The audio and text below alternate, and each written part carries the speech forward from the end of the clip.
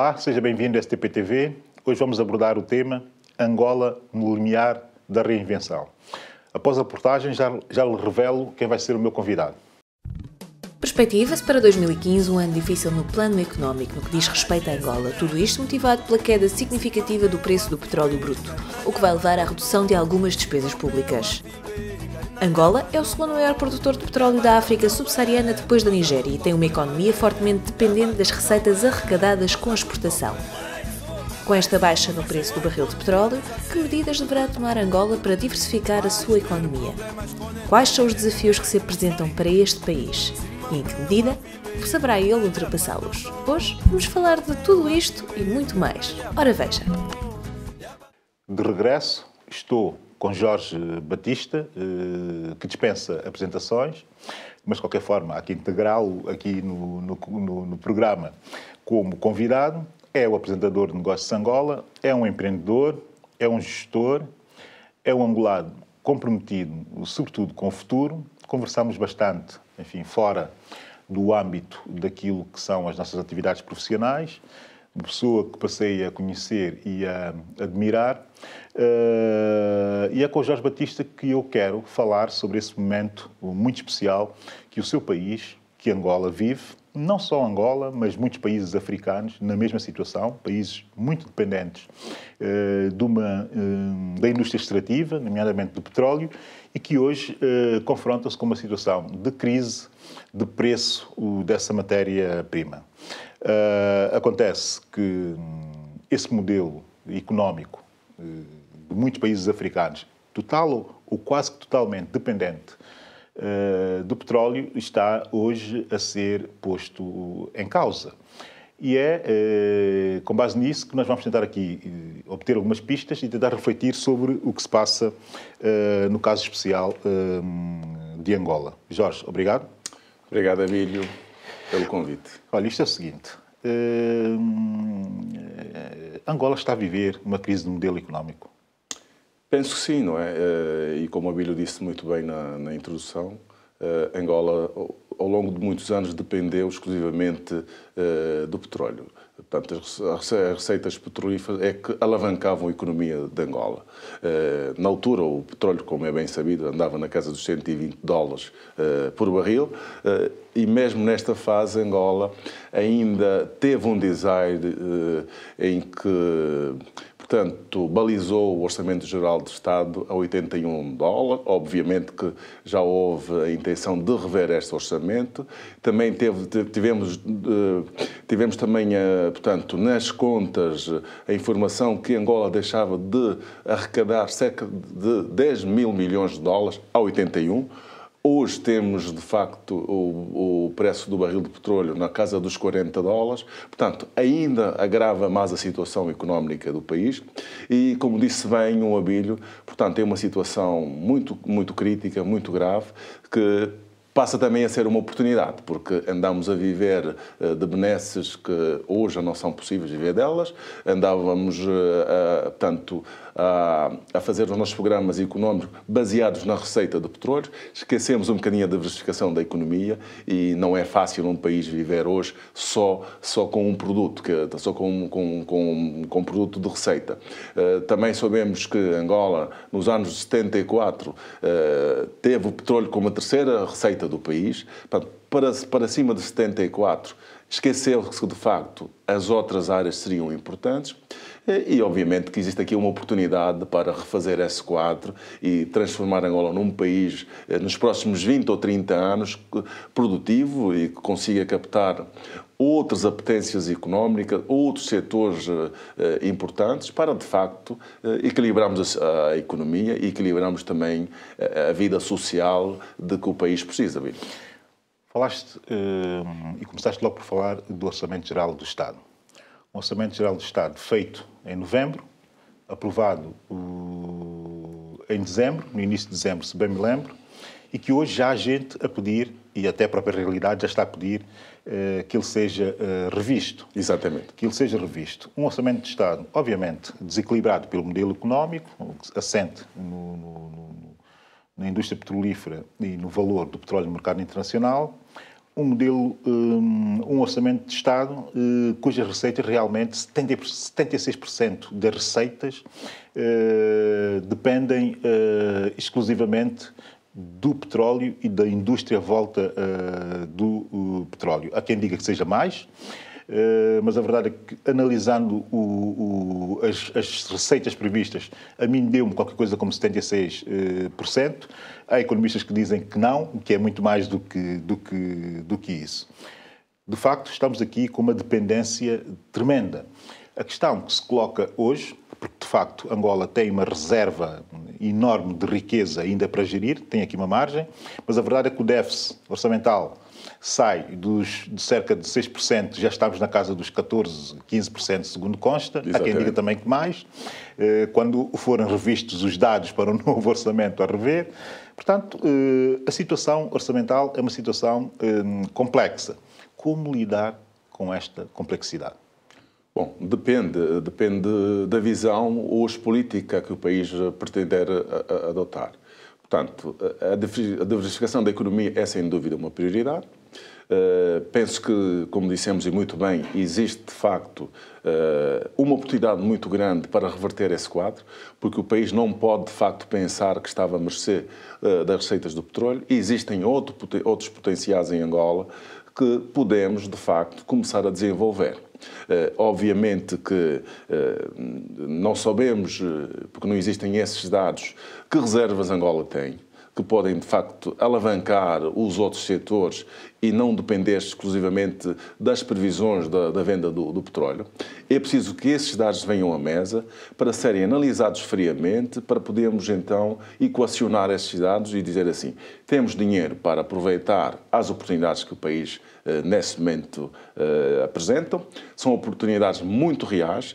Temos, de facto, um solo arável espetacular, disponível para nós aproveitarmos, prepararmos as pessoas para irem para a agricultura.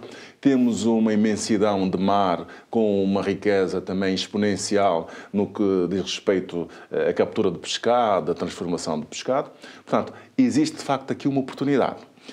O Presidente de Angola, até na sua comunicação à nação, disse que, de facto, hoje a crise do petróleo passa a ser vista como uma oportunidade. Mas não basta dizer. É preciso que, de facto, aproveitemos este momento e que essas reservas, se as existem, devem, de facto, ser equacionadas no sentido de aproveitarmos as oportunidades, de potenciarmos os operadores económicos, potenciar, de facto, porque Angola não vai poder passar hoje para a sua industrialização quando não existe, de facto, uma indústria extrativa funcional, quando não existe, de facto, a agricultura a funcionar, quando não existe, de facto, as pescas a tirarem rendimentos daquilo que podem dar ao país e quando os angolanos não aprenderem que, de facto, chegou a altura de aprender a fazer coisas, não é? Mas eu acho que falaste há um bocadinho, desculpa interromper-te, desse ser um momento também de oportunidade. Eu concordo em absoluto com essa noção. Como é óbvio, os momentos de oportunidade exigem uma reflexão coletiva, ou seja, no seio da própria sociedade angolana, e essa reflexão tem que ser do seio da própria sociedade, uma reflexão coletiva muito aberta e muito disponível. Porquê? Porque os sintomas e as próprias reações dos políticos atuais são um pouco dúbias relativamente àquilo que se pretende para o futuro. Há uma reação, isto é uma crise orçamental, e eu acho que é essencialmente orçamental neste momento, porque é uma questão de financiar-se as receitas do orçamento do Estado, e depois logo se verá se é uma crise económica com a dimensão que as crises económicas normalmente têm. De momento é uma crise orçamental, uma crise assumida. Há algumas medidas já anunciadas que poderão, enfim, ter algum efeito, do meu ponto de vista, não propriamente de atenuação do déficit orçamental, mas sobretudo de impacto na consciência dos agentes económicos e da própria sociedade civil, como, por exemplo, o cancelamento de subsídios aos combustíveis, o parar da contratação de recursos humanos para a administração pública e também algumas mudanças nos quadros superiores do Banco Central de Angola. Isto não são medidas estruturais, isto são medidas reativas a um problema específico de déficit orçamental e de problemas no financiamento do orçamento. Mas o que é que se pode fazer para além dessas medidas? O que é que se pode fazer para além dessas medidas? Não estou aqui a referir-me só a alteração do modelo, porque a alteração do modelo vai ter que ser feita e isto já ficou claro. Mas não penso ou não consigo entender, por exemplo, que se, nesta altura, que políticos e que líderes políticos que proponham, por exemplo, alocar-se a massa financeira do Fundo Soberano para andar a pagar despesas correntes ou déficits que são déficits de financiamento de receitas do Estado. Quer dizer, este tipo de alternativas propostas não parece que sejam alternativas. Que reflexão é que podes fazer sobre isso? Bom, que eu acabei de dizer? O Abílio disse muito bem. Por acaso, apercebi-me há bem pouco tempo que alguns políticos, principalmente políticos da oposição, acham que o Fundo Soberano poderá, de facto, cobrir esse déficit das receitas que o país terá proximamente. É preciso também dizermos que o Fundo Soberano, não sei qual é o orçamento que tem, mas se estamos a falar de um déficit ou de uma necessidade de refinanciar o OGE angolano para cima de 20 mil milhões de dólares, o Fundo Soberano não poderá ajudar em nada a cobrir a necessidade que o país terá. Até do ponto de vista estratégico, seria mais útil, nessa altura, o Fundo Soberano financiar projetos, ou seja, não deixar de haver investimento público na economia, do que propriamente estar a descapitalizar-se para resolver situações momentâneas. Não parece que seja uma boa estratégia. Esse é o meu ponto de vista e a minha visão. Não, eu também concordo contigo, Abílio. Eu penso que, de facto, tem que se aproveitar. Se, de facto, existem reservas e disponibilidades, é preciso, de facto, financiar a atividade económica em Angola. E financiar como deve ser, com prioridades e com alguma competência, porque Angola não deixou de financiar atividades económicas, mas não está a financiar aquilo que é oportuno, que é necessário. Estamos a financiar o terceiro setor, porque até agora o terceiro setor é que, de facto, tem beneficiado de grandes financiamentos estruturantes, mas o setor primário e secundário hoje ficam aquém da necessidade do financiamento que Angola precisa de fazer para revitalizar a sua economia e as suas empresas. Portanto, é necessário que, e voltando um bocadinho mais aos apelos dos políticos, e estou a falar especificamente do apelo feito por políticos da oposição, que é necessário que, de facto, estejam por dentro da realidade também, venham contribuir com suas ideias, com os seus discursos, para que, de facto, Angola possa, de facto, ter um caminho coeso, um caminho que nós precisamos encontrar para financiar a crise e a economia. Portanto, o fundo é, de facto, o Fundo Soberano que tem algumas reservas. Essas reservas, e como dissemos há bem pouco tempo muito bem, devem ser financiadas, devem servir para financiar projetos económicos. A prioridade de Angola é, de facto, uma agenda económica eficaz, que seja feita e ponderada no sentido de trazer a almofada que, de facto, Angola precisa para se reencontrar. Falou muito bem do subsídio que Angola fez ao longo de muitos anos aos combustíveis. Portanto, e as pessoas hoje também fazem uma confusão com isso. Acham que o preço do petróleo, do gasóleo e da gasolina no mercado doméstico de Angola está caro. Não. O carro é um bem de luxo. É um bem de luxo e, muitas das vezes, um bem particular. Não é possível, por exemplo, eu que tenho uma fábrica que não tem infraestruturas no país, que ainda vivo de geradores, compro gasóleo para abastecer a minha atividade económica a 90 kwanzas, e quem tem um Jeep, ou um Range Rover, uma marca qualquer de Jeep de luxo, vá à bomba e compra o mesmo preço do gasóleo. Como é que vamos então desenvolver a atividade industrial e empresarial em Angola quando temos esse fenómeno? Agora, é necessário, de facto, não financiar, não subsidiar o preço dos combustíveis, e esses dinheiros têm que se servir para a reserva estratégica do país e serem bem empregues. Muitas das vezes é que também os dinheiros e os fundos não forem muito bem empregues, não temos resultados satisfatórios. Uma coisa engraçada o que acabas de dizer, porque eu, em conversa ainda recente com um amigo empresário e economista angolano, ele dizia-me o seguinte: Abílio, nós vivemos durante demasiado tempo a financiar o consumo. E eu, financiar o consumo, e ele dizia-me, sim, a financiar o consumo, a financiar as importações, a criar condições para que as importações fossem fáceis ou facilitadas, a promover uma espécie de indústria nacional também, que é toda ela virada essencialmente para consumo, porque grande parte da sua matéria-prima é importada também. Ou seja, tudo que nós fizemos até agora foi sempre feito com base no consumo. Os preços baixos, a subsidiar os combustíveis também para incentivar o consumo, não só propriamente de combustíveis, mas também da compra de automóveis e tal. Bem, ele diz que, na perspectiva dele, tudo tem que ser cortado ao nível dos consumos e que se deve, obviamente, pressionar a própria sociedade e os empreendedores e os agentes económicos a serem mais criativos a partir de agora. A serem mais criativos a partir de agora.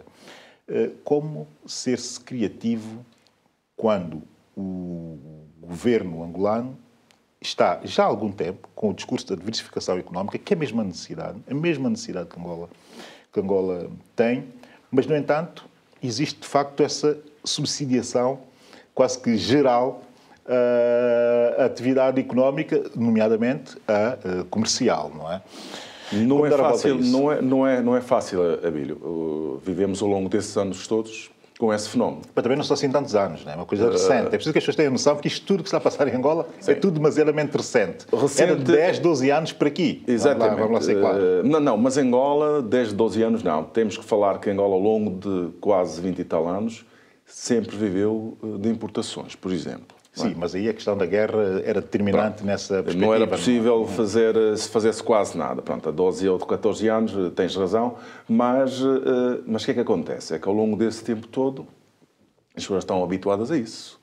Subsídios de passagem aéreas, subsídios de viagens, os próprios funcionários públicos estão habituados a subsídios de quase tudo, quer dizer, viagem, junta médica, o Estado paga os hotéis, paga isto, paga aquilo. Temos que começar a cortar também esse tipo de situações, porque esses dinheiros fazem falta ao fomento da economia e dos negócios em Angola, não é? Os empresários, como disse bem, também houve uma altura que estiveram muito mal habituados. Facilidades. O Estado comprava, por exemplo, os transportes públicos, entregava preços subsidiados a estes empresários. Não havia, portanto, não havia contas a prestar a ninguém. Portanto, o Estado faz lojas, supermercado, constrói e entrega esses supermercados aos agentes económicos.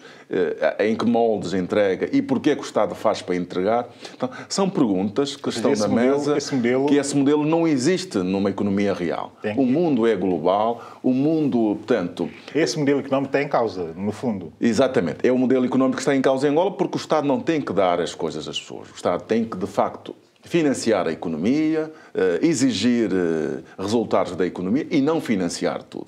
Não pode financiar, por exemplo, as importações e depois essas importações são distribuídas a meia dúzia de agentes económicos que depois, por sua vez, fazem a venda no mercado nacional. A que preços, a que resultados o Estado ganha com isso, ninguém sabe, não é?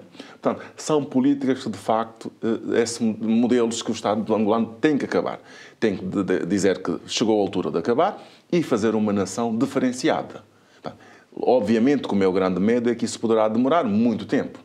Não é futuras gerações que vão conseguir agora equacionar isso, mas estamos aqui a falar de uma necessidade de 20, 30, 50 anos, que é preciso fazer muito bem as continhas para dar muito bons resultados e, de facto, deixarmos de viver este problema que estamos a viver agora, porque dependemos exclusivamente do petróleo e, de repente, o petróleo não vale nada, não é? E como é que o país fica? Portanto, este modelo o Estado tem que acabar, tem que, de facto, como disse bem o Abílio, portanto, deixar de contratar recursos humanos para a função pública. O Estado é o maior empregador hoje do país chamamos aquele emprego formal, o Estado tem o maior número de empregados, não pode ser.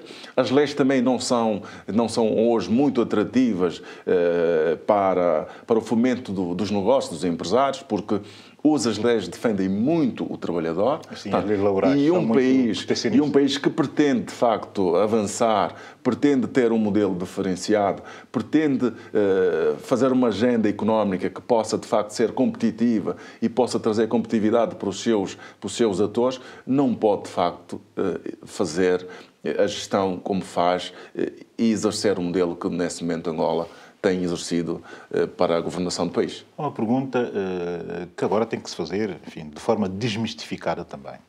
Existe a consciência que o Presidente José Eduardo Santos está em transição, tem que estar, é uma questão geracional, é uma questão natural da vida, é uma questão que tem que se colocar.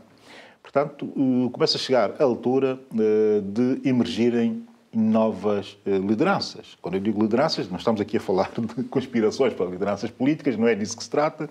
Novas lideranças, quando eu digo novas lideranças, as pessoas assumirem, de facto, o papel da massa crítica que é necessário ter para dar uma nova visão de futuro para o país e até de ajudar os poderes políticos atuais, tanto os da oposição como os do próprio poder, em exercício, ajudar com novos subsídios para se imaginar uma outra Angola, uma Angola, obviamente, reinventada, não é?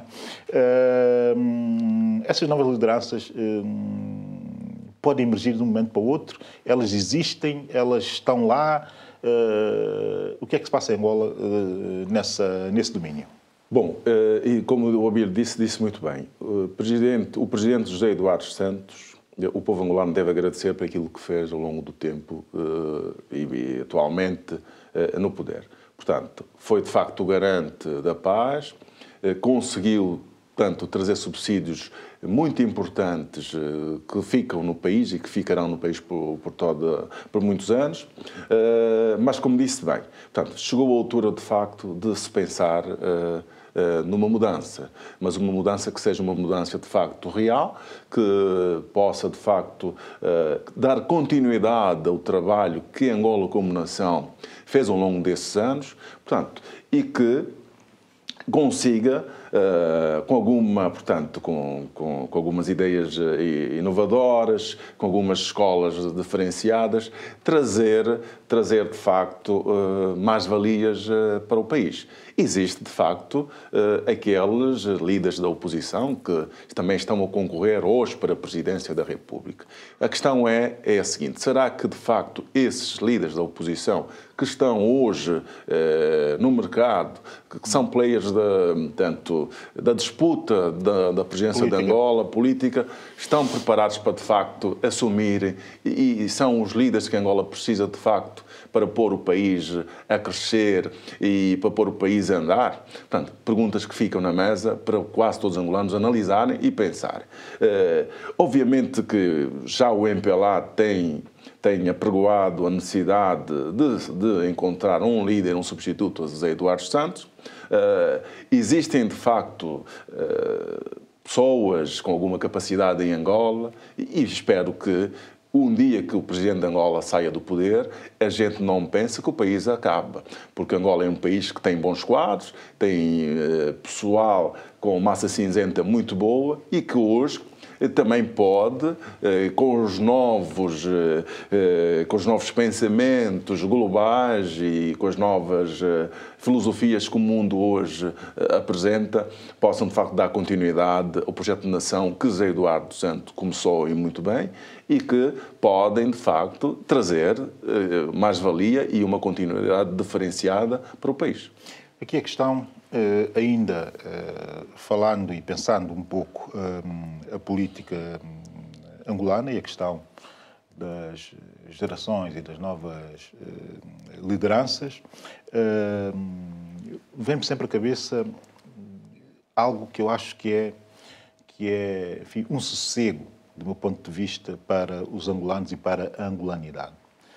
Porque normalmente quando nós pensamos em elites, olhamos sempre para as elites políticas e algumas elites económicas, temos sempre essa percepção de que as elites terminam aí, e que são sempre as elites do poder, de alguma forma.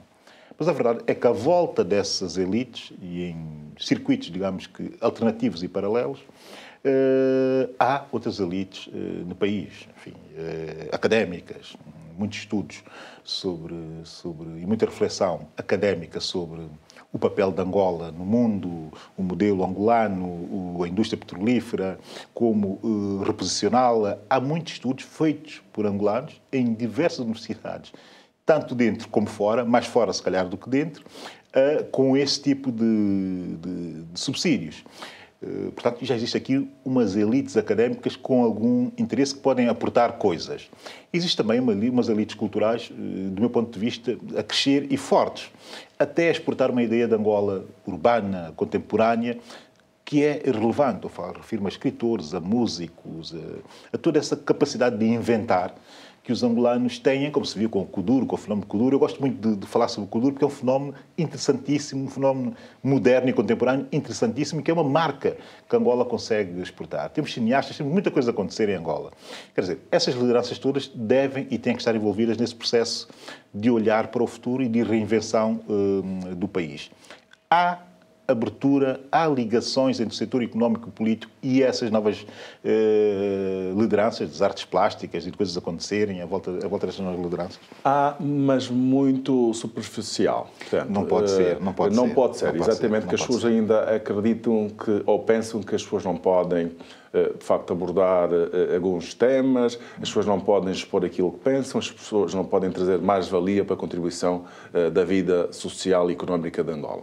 Portanto, isto é, aquelas pessoas são tanto retrógradas, pessoas que de facto ainda acham que só as ideias deles é que são alguma imposição, são impostas essas ideias. Portanto, é preciso de facto, como disse bem o Abílio, estamos aqui a abrir um bocadinho mais as mentalidades.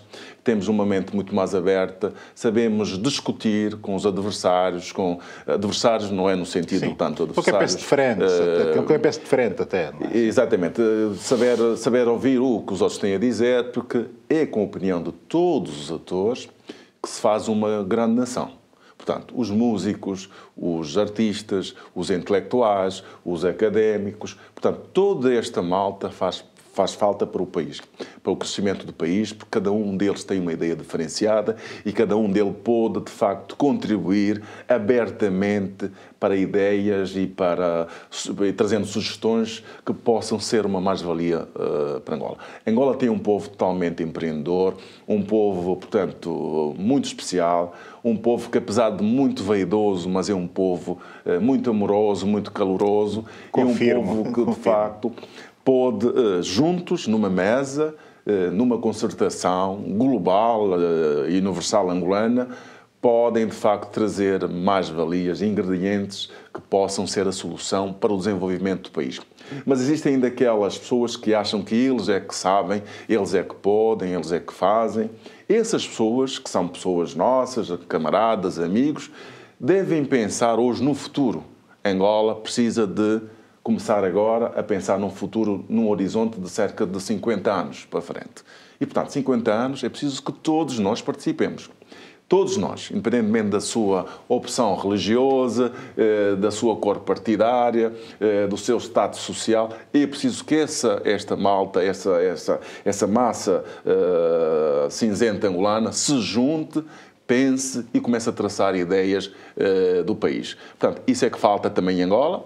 Temos de estar preparados, estamos preparados, mas se calhar temos medo de avançar, dar o passo seguinte, porque ainda andamos em rixas políticas, a própria oposição não se encontra até hoje, porque costumo dizer que não existe oposição em Angola, porque não estão a fazer o que deviam fazer. Portanto, o MPLA, obviamente, sendo um grande partido que está quase sozinho no poder e comanda a vida do país, também não sente a oposição forte, e, obviamente, que pode até cometer um ou outro lapso por falta desses ingredientes. Mas o MPLA também, hoje, já deu sinais que está aberto ao diálogo. Obviamente que não basta dar sinais, não basta falar que estou aberto.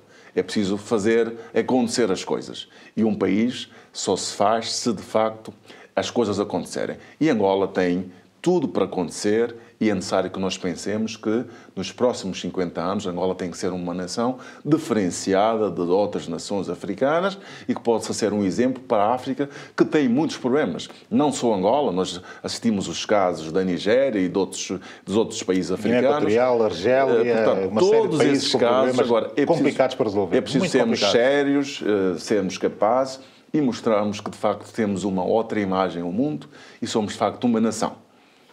Concordo em absoluto com isto, Jorge Batista. Agradeço-te ter estado aqui. Podíamos estar aqui a tarde toda em conversa, mas a parte final das tuas palavras definem bem esse positivismo que o angolano tem dentro dele, que é o positivismo que a situação exige.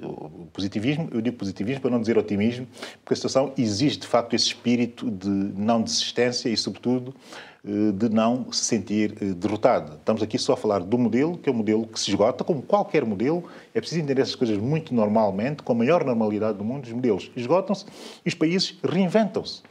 E o melhor exemplo que temos de reinvenção é os Estados Unidos, que já não é a grande potência económica que era, mas reinventou-se e continua a reinventar-se quase constantemente e hoje já se volta a falar na liderança americana do mundo.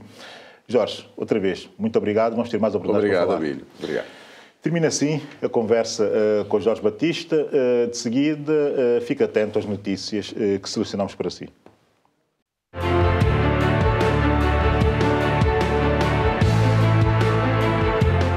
A rubrica Notícias começa com imagens que nos chegam de São Tomé e Príncipe. Foram necessários mais de 300 mil dólares norte-americanos para mudar o cenário de pavor na vila de Ribeira Afonso, fruto das alterações climáticas. Ondas gigantes quase que engoliam toda a vila localizada na costa sul de São Tomé. Nos dias de chuva, o rio que atravessa Ribeira Afonso saía do leito e a comunidade arriscava ir por água abaixo.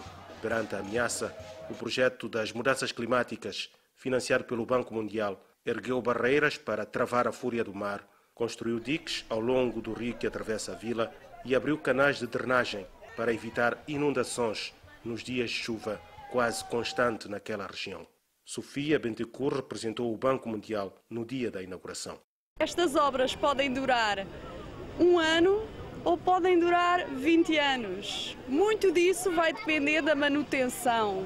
E a manutenção, a limpeza das valas, a limpeza do sítio onde as águas estão bloqueadas, tem que ser também com a participação da população. Porque lembrem-se, pode durar 1 ano ou pode durar 20 anos. E depende muito do empenhamento da população local e de quanto é que eles fazem para a manutenção. Isto é a primeira coisa que eu tenho a dizer. A segunda é que temos que respeitar o mar. O mar está a ficar cada vez mais bravo, os rios estão a ficar cada vez mais cheios e é preciso saber que esta obra é só um começo da adaptação, mas temos que constantemente planear para o futuro. Por seu lado, o diretor-geral do Ambiente, Arlindo Carvalho, que também coordena o projeto de mudanças climáticas, projetou um outro futuro para a vila de Ribeira Afonso. Esta obra é apenas para minimizar a situação, porque a verdadeira situação da Ribeira Afonso deve ser resolvida com a expansão da Ribeira Afonso para numa outra direção. Eu já disse várias vezes que a comunidade não pode continuar a crescer na situação que está, na zona costeira. Nós temos que crescer para o interior. Já temos uma área identificada, já temos a urbanização feita e vamos trabalhar para que esta urbanização possa vir a ser real num futuro próximo. A população de Ribeira Afonso, no sul de São Tomé, vive agora dias mais tranquilos durante a época chuvosa. No norte da ilha, são os habitantes de Santa Catarina que aguardam a mesma intervenção para vencerem os efeitos das alterações climáticas. A lei aprovada em 2014 acaba de ser publicada no Diário da República. A partir de agora, quem for apanhado pelas autoridades a capturar ou comercializar tartarugas marinhas e os seus derivados deverá responder criminalmente. É verdade que nós temos várias leis que muitas vezes não são aplicadas, mas a lei das tartarugas marinhas vão ser aplicadas. Como todos sabem, as tartarugas marinhas são espécies, portanto, que estão ameaçadas ao nível internacional e estas espécies escolheram o nosso país para coabitar, para viver, para desovar, para reproduzir. E nós, mais do que obrigação moral, temos a obrigação legal também para poder proteger esta espécie. A lei, elaborada com o objetivo de preservar as tartarugas marinhas em São Tomé e Príncipe, proíbe a caça de tartaruga, proíbe a comercialização da carne, proíbe a utilização e a comercialização dos ovos das tartarugas. Os infratores podem incorrer em punições que irão até a privação da liberdade.